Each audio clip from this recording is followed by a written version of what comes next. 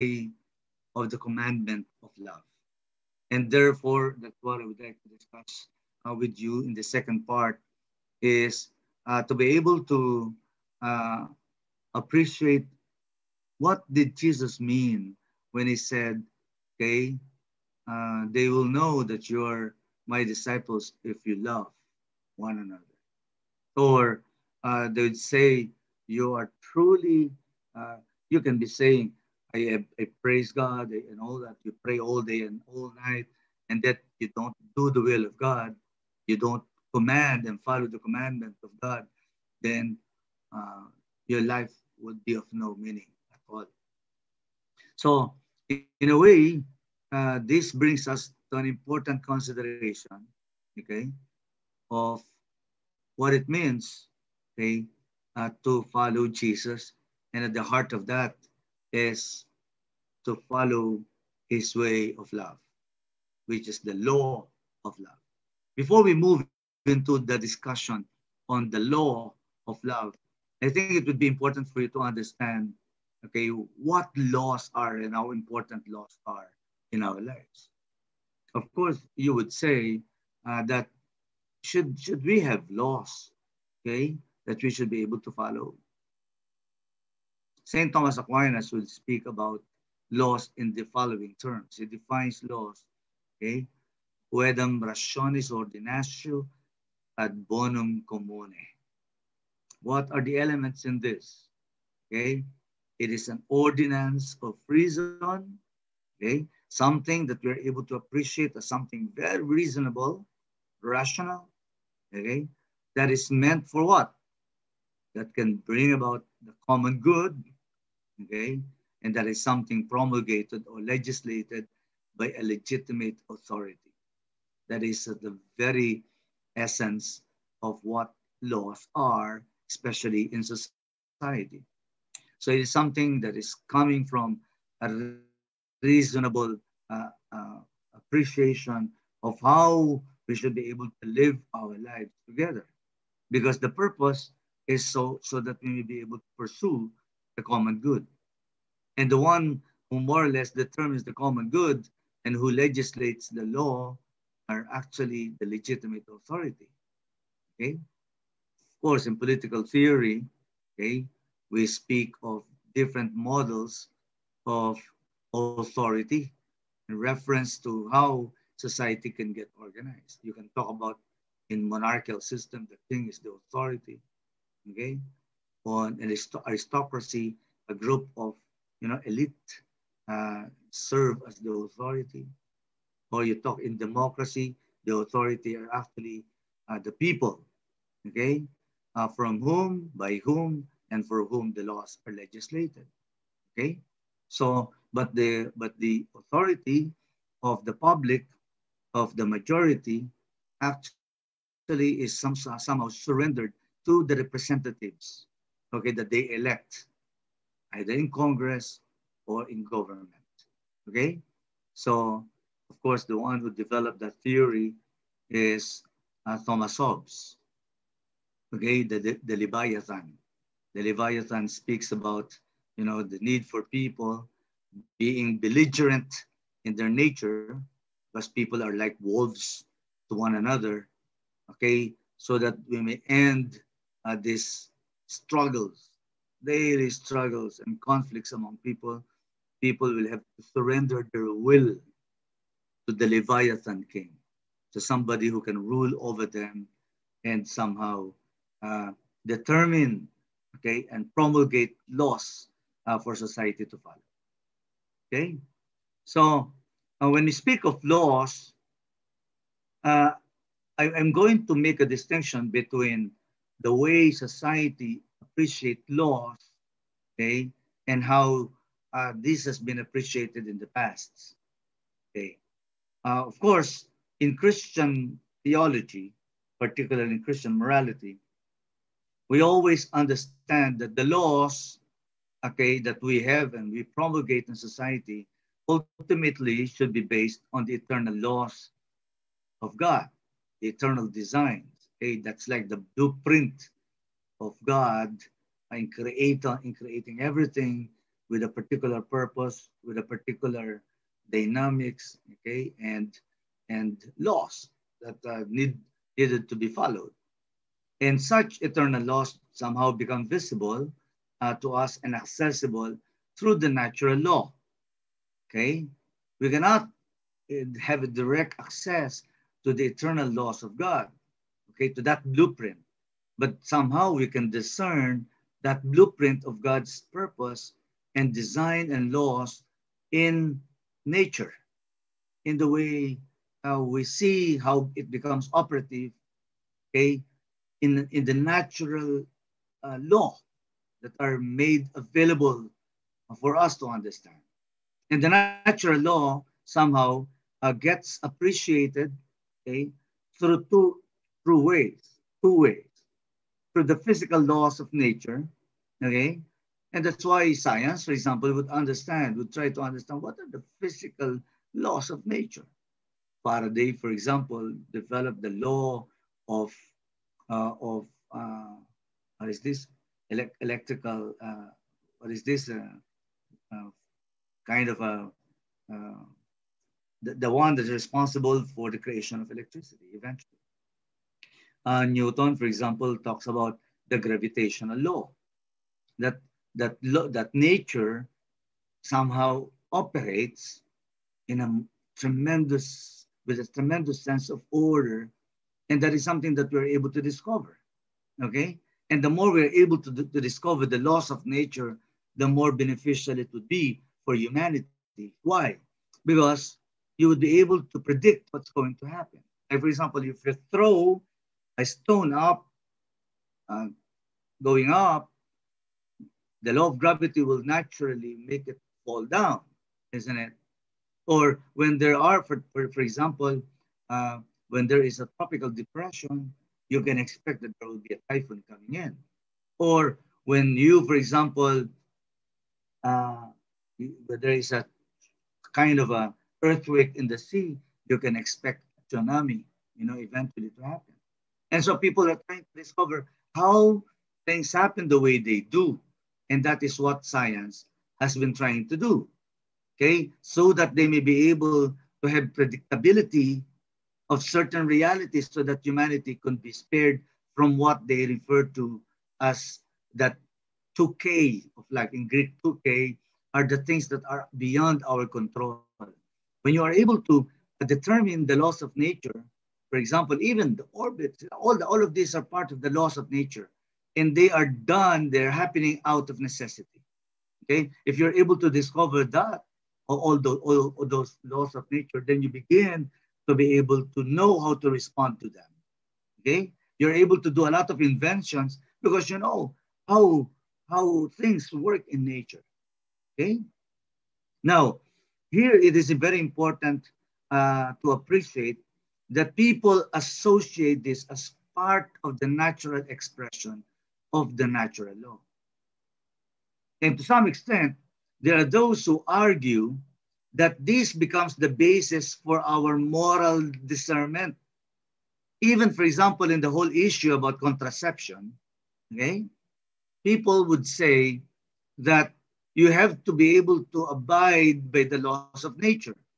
For example, if according to nature, when there is a meeting of the egg of a woman and the sperm of the man, then naturally you will have the formation of the zygote or a fertilized ovum. Okay? And therefore, that forms part of the natural structure of how to come up with procreation or procreative activity. Okay? And that people should be able to respect that. And anything that you would do to, in a way, counteracts that law, the law of nature, that would put you into some problematic moral grounds.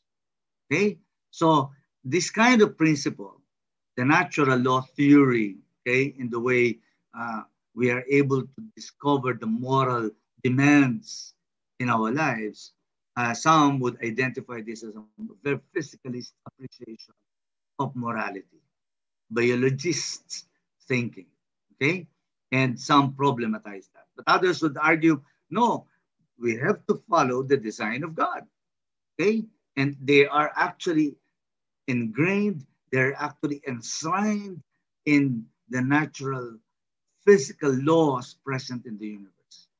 And nobody should be able to run contrary against this particular blueprint that God has made, for example, for procreation of people, etc. Of course, that becomes very uh, consistently understandable, especially uh, when you speak of the natural law theory in a more conservative way. So, but another dimension by which we're able to discover the laws of nature is through moral laws. Here, we speak about the idea that uh, that God actually has made manifest his blueprint and his purpose in nature deterministically according to the natural physical laws of nature. But there is also another dimension in human life when the laws of God is made available, and God points to this, but dealing with people who are free, people who are not determined, and people who are not conditioned. Okay? But people with whom God would like to relate, okay? Not because of necessity, but because God would like to relate in freedom, which is the fundamental quality of loving. Okay? And therefore, if you love me, this is what you need to do. Follow the law, the commandments, okay, etc. Now, how do you follow the commandments? Okay, particularly the natural law and the moral laws become available to us in a most fundamental way through our conscience. Okay? Our conscience is something that is most embedded in our innermost sanctuary of our person. In Christian theology, we speak of this as the inner voice of God in every single person. Okay? But this is actually about our capacity to discover what is most reasonable for us as human individuals, part of our society, pursuing what is best and what is good for us individually and also collectively.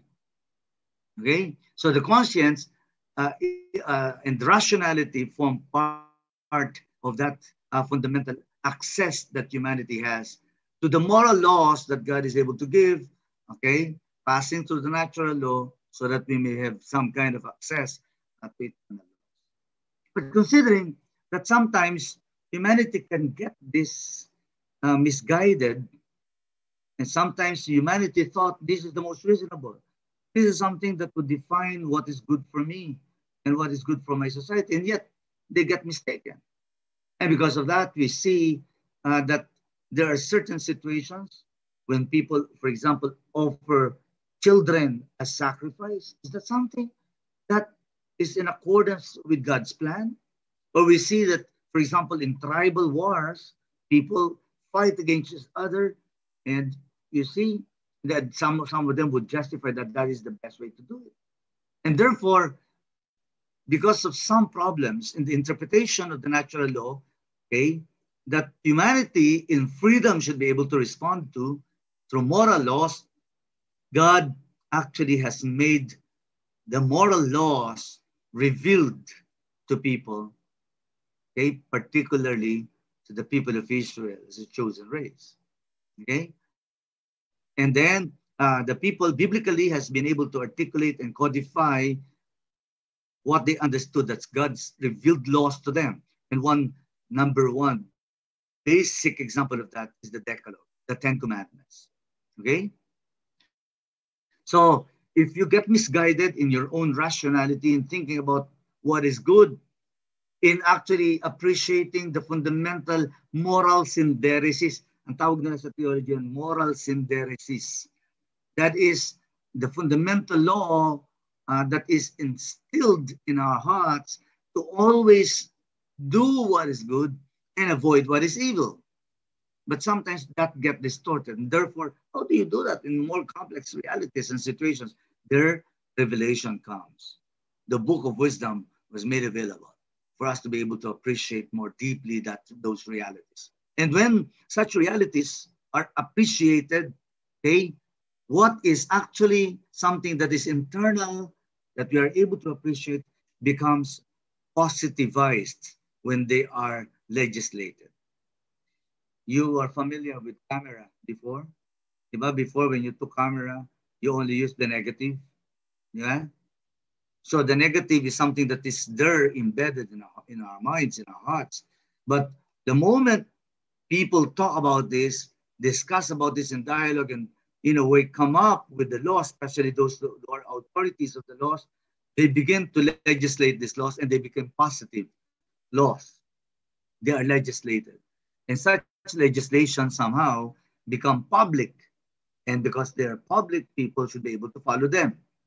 The positive laws could be done either by the civil laws or by this church. The church would come up with ecclesiastical laws like canon law, okay, that legislates particular provisions that people need to follow if they were to be good Catholics or be good Christians. And that is somehow codified in our canon law on how to be able to put order to the things that we do, in the way we celebrate sacraments, in the way we actually relate with people around us, the way we organize our church. All of those are contained in the ecclesiastical laws. But when the laws that are believed to be coming from God, is legislated by the civil authority, then they're called civil laws. And they can come in different forms like economic laws, social laws, political laws, cultural laws. Okay? Do you understand? So this is how all of these operate in our society. Now, what is the difference between pre-modern and actually modern societies in the appreciation of the laws and the roots? In the pre-modern, this basically was the framework that we use. That humanity should be able, they have the responsibility to be able to legislate laws for the common good, and that is actually legislated by people with legitimate authority on the basis of their appreciation of the eternal laws that come to them through natural law, physical law, moral laws, conscience, rationality, and the revealed laws of God. Especially during the time when there was a medieval syncresis. Okay? You know what medieval syncresis? The state and the church were one. Okay? They belong to one particular system. Okay? And the church was the one responsible for discovering these moral laws. And the state would be the one to impose this as laws for the people. Okay? And the state would have the police power. But during modernity, what happened was something very peculiar. Modernity cut off themselves from their own consciousness of God. And they began to negate the influence of religion in the public sphere. So what did they do? They cut off themselves from this down, from ecclesiastical law, removed, revealed laws, removed, and then natural law is appreciated only in reference to rationality. Okay?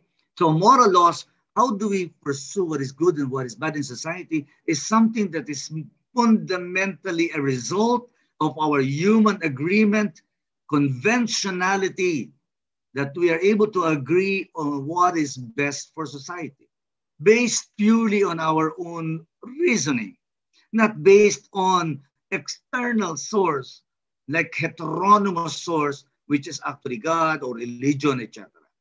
When modernity decided, okay, to come up with laws, the laws are mainly based on reason. And of course, we already studied John Rawls in our attempt now to be able to pursue justice. He followed basically the Kantian method, okay? The Kantian philosophy of the ontology that actually speaks about the religion of pure rationality. Okay? You understand? So then laws became partly only a product of human convention and human rationality. Okay? So sometimes losing the very matrix from which such a law should have actually emerged, which is actually supposed to be coming from the fundamental experience of a loving relationship between God and his people. Okay? So now, okay, when we speak of laws, it is important that we're able to determine that the laws that should ultimately guide us should be able to establish order and justice, should provide guidance like a map where we should be going. It should be able to define our duties and rights as well as our responsibilities, yeah, the duties. And then the purpose is to be able to pursue what is common, good for all. And ultimately, it is basically meant to be able to pursue happy life, happiness in our society. But the problem is sometimes laws in society can be unjust and be oppressive. Can you give me example of laws that have become unjust and become oppressive? Erland, would you know that there are certain laws, okay?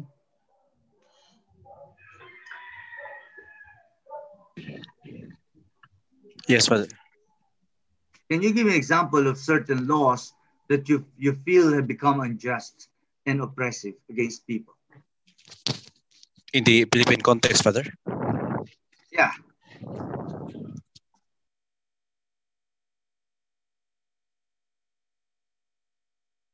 Can you think of any? What I know, Father, is the Arch Bill, Father, Arch Law. Why do you say that is oppressive and unjust? Oppressive in the sense, Father, that there are instances that women are asked to uh, get that contraception because of the to control the population, Father. Have you read And it that is law? not all, Father. Yeah, because I think with the way the present RH law is actually legislated uh, in the way that it has been modified upon lobbying that some Catholics or some Christian communities have done, okay, it has actually been able to protect, okay, first the interests, the rights of women to have reproductive knowledge and reproductive services available to them. Okay, that's the ultimate goal of that law. But in the process, I think uh, the Supreme Court actually assured that in the exercise of women's rights to reproductive knowledge and services, the ones from whom they demand this to be made available to them should also be respected in the exercise of their conscience and also freedom of religion. I think that is the most that we could say about this. Of course, whether or not these laws articulate something that belongs to the thickness of our tradition as something that should be legislated as based on the eternal law that we think is the case. Uh, I think the most that we could actually uh, demand from a secular, okay, society is that it respects our exercise of religion and precisely of our belief and of our conscience, that we are able to follow that and that we cannot be imposed upon with certain rules that violate our exercise of fundamental rights. Even if that law somehow fundamentally as a law for everyone in the land may not necessarily be congruent to everything that we believe in, especially with regard to conception. Okay? Because in some groups, like Protestant groups, okay, they don't see anything wrong with contraception. So we see that certain laws could become oppressive, political, cultural laws, religious laws, economic laws, environmental laws. Okay, we can see this for different reasons. Uh, it could be made rendered unjust precisely because it only serves particular interests, especially of legislators. Okay, the people in Congress. Okay, it only serves the interest, for example, of those in power, like Duterte, and he doesn't want any criticism labeled against him, and therefore he would actually talk about anti-terrorism law and begin to red flag people, okay, as as terrorists and all that. Or certain laws could be made fossilized; they do not become relevant to our context today, etc. So that can happen like the Jewish laws during the time of Jesus. There are so many reasons why such laws could be rendered irrelevant, obsolete, and even oppressive in certain situations. And here we can speak about the relationship of laws and morality, that not all laws could be considered moral. Okay? There are laws that are mainly based on faith and revelation, but there are also those that are purely based on human rationality.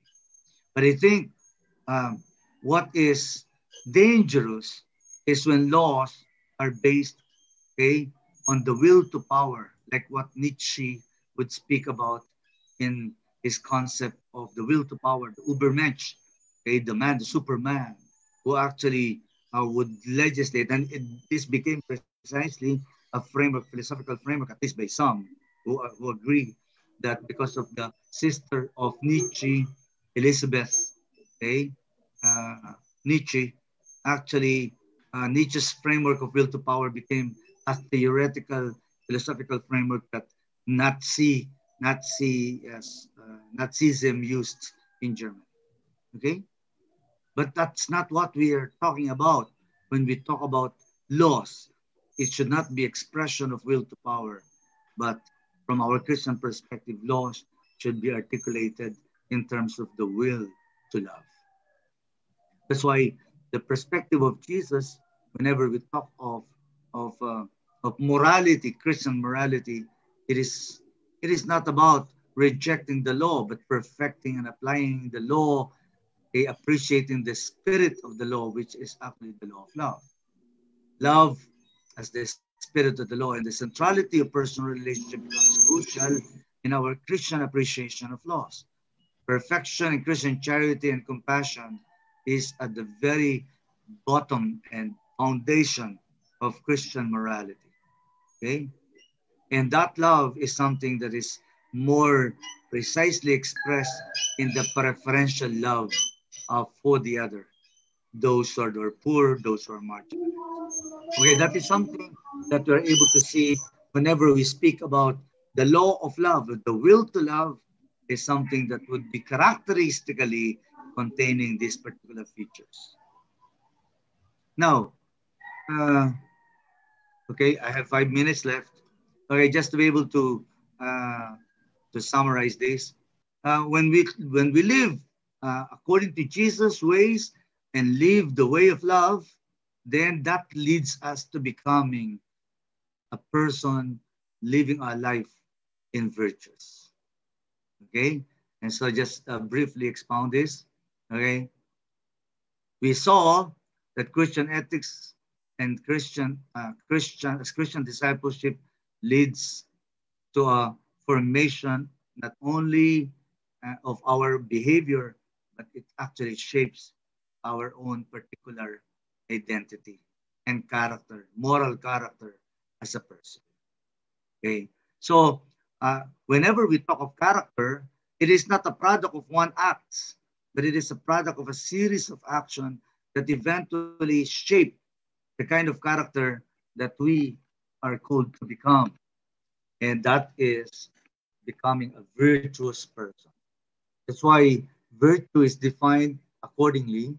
Okay, virtue is a habit that gives both the inclination and the power to do readily what is morally good.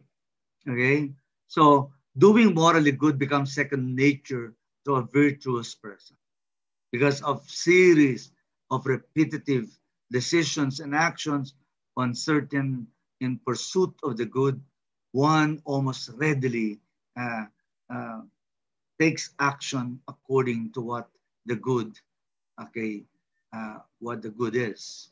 So, and this is developed by Pesce in Christian Ethics, Moral Theology in the Light of Vatican.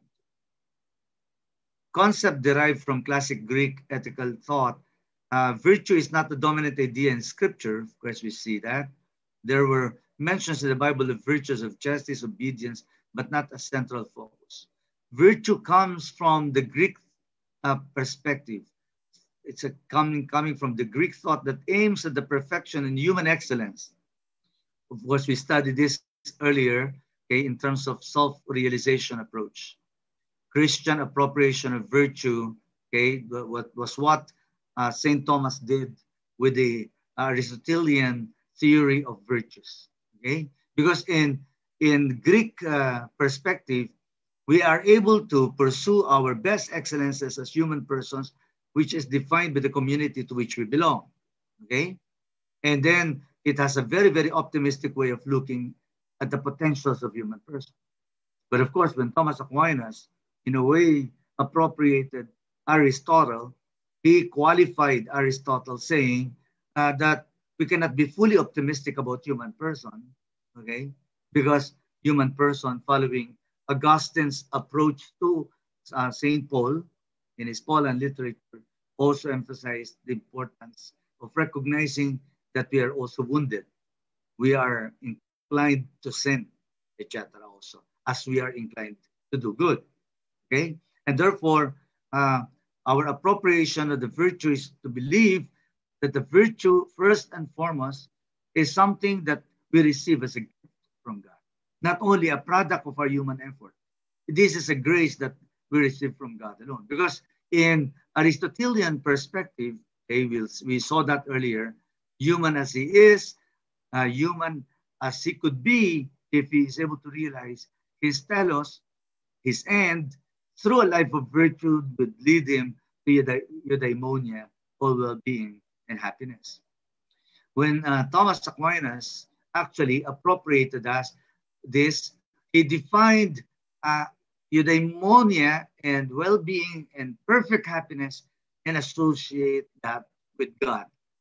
Summum bonum, God is the summum bonum. Okay, we know that. And that our way to the summum bonum is through a life of virtue.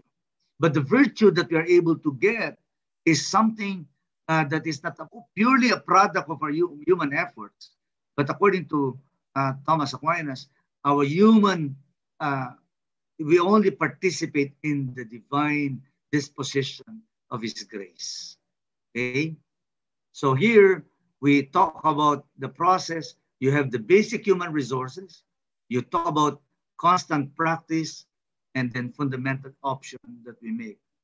When you speak about formation of a virtuous life, okay, there is the basic human resources. In Aristotelian, okay, it's actually basic human resources, our own capacity purely.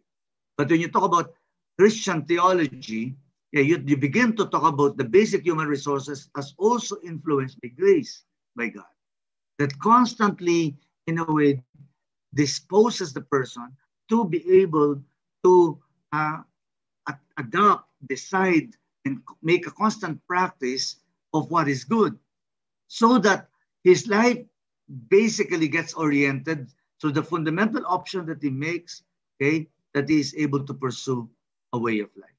Kaya nga itong debate on the fundamental option, okay, some people in the Vatican were not comfortable with this because some of those who argue for fundamental option would say that it is not easy for humanity, to commit mortal sin. Because the fundamental option that we have is that we actually are determined to pursue our life toward the good. And a simple commission of, irresponsibility does not destroy that fundamental option that we have as a human person. But we see, as far as our faith is concerned, okay, there is how Thomas Aquinas in a way, transformed it. And he said that when we speak about theological virtues that makes us or get oriented to God, this is something that we receive as a gift. The gift of faith, the gift of hope, and the gift of charity. The virtue, faith is the virtue by which we believe in God and in all that He has revealed to us. The virtue of hope is that by which we trust God will fulfill His promises and look forward to eternal life. The gift of charity is a virtue by which we love God above all things and our neighbor as ourselves. Okay? So it is a gift that we receive. We only have to ask, Lord, increase our faith. Lord, give us more reason to hope, etc. But then, of course, a person develops his own good character, okay, predisposed by the theological virtues that orient his life to God, okay, but it becomes more concretely expressed in the cardinal moral virtues of prudence in relation to the mind, okay, of justice in relation to the will, of fortitude in relation to fear, and temperance in relation to sensitive pleasure. We get ourselves virtuous persons when we somehow allow ourselves to be oriented to others and in relation to an aspect of the human person. Okay, that is something that would bring us the best of our human characters. Okay, so what kind of virtues that we promote, especially within the context of the two-third world? The transformative virtues, for example, is something that we emphasize in the context of a two-thirds world where there is injustice. Justice, simplicity, poverty, and courage. So we reinvent virtues. Obedience is not considered, it's not appreciated as blind obedience, but appreciated as co-discernment. Charity is not merely having pity, but to enter into solidarity. Faith is not otherworldly, but is socially engaged. Hope is not alienating, but basically visionary that would give us reason to pursue our struggle toward a much better world in our lives. Okay, that's all. I would like to end it. Okay, so we have can we have another 10 minutes, 10, 15?